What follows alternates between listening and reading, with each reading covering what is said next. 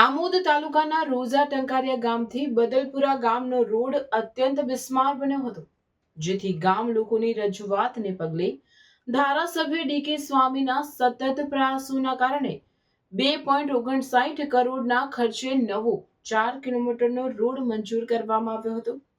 નવા બનેલા રોડનું ધારાસભ્ય ડીકે સ્વામીએ શ્રીફળ વધેરી રિબન કાપી લોકાર્પણ કર્યું હતું। આઝાદી બાદ પ્રથમવાર 60 વર્ષ પછી નવો રોડ બનતા ગામ લોકોમાં આનંદ છવાઈ ગયો હતો। આ પ્રસંગે આમોદ તાલુકા ભાજપ પ્રમુખ દીપક ચૌહાણ, રોઝા ટંકારિયા ગામના સરપંચ ધર્મેન્દ્ર પંડવી, માર્ગ અને મકાન વિભાગ જંબુસરના ડેપ્યુટી ઇજનેર નિકુંજ શાહ, ભાજપના કાર્યકરો તથા ગામના આગેવાનો મોટી સંખ્યામાં ઉપસ્થિત રહ્યા હતા। આ ઉપરાંત રોઝા ટંકારિયા ગામે નવા બનતા એપ્રોચ રોડનું પણ ધારાસભ્ય ડીકે સ્વામી નિરીક્ષણ કર્યું હતું। આઝાદી બાદ પ્રથમ વખત રોડ બનતા ધારાસભ્ય ડીકે સ્વામીએ ગામ લોકો વતી મુખ્યમંત્રી ભૂપેન્દ્રભાઈ પટેલનો આભાર વ્યક્ત કર્યો હતો।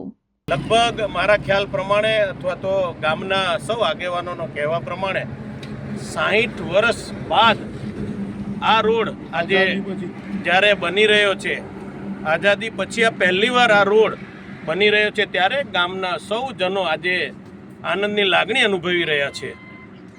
આ સમયે હું ગુજરાત સરકારના માનનીય મુખ્યમંત્રી શ્રી ભૂપેન્દ્રભાઈ પટેલ સાહેબ તેમજ માર્ગ અને મકાનના સૌ અધિકારીઓનો, સચિવોનો, માનનીય મંત્રીશ્રીનો હું હૃદયપૂર્વક ખૂબ ખૂબ આભાર વ્યક્ત કરું છું કે અહીંથી જે રોઝા ટંકારિયાથી અથવા તો આમોદ તાલુકાના અનેક લોકો રોજ અવર જવર માટે અહીંથી દહેજ બાજુ જ્યારે જઈ રહ્યા છે, ત્યારે આ રોડ ખૂબ જ ઉપયોગી જવા થઈ રહ્યો છે। ત્યારે આજે આ ગામની અંદર આવીને એનું ઉદ્ઘાટન કરવામાં, જેમાં અમારા તાલુકાના આગેવાન અને તાલુકા બીજેપીના પ્રમુખ એવા દીપકભાઈ ચૌહાણ તેમજ ગામના આગેવાન એવા અમારા આદરણીય ભીખાભાઈ તેમજ ગામના સૌ આગેવાનો માનનીય વનરાજસિંહ તેમજ ડૉક્ટર રાહુલજી તેમજ સૌ ગામના આગેવાનો, જેમાં આદરણીય સાગરભાઈ છે, આદરણીય અજીતસિંહ છે, સૌ ઉપસ્થિત રહી આ કાર્યક્રમનું આયોજન કરી અને આજે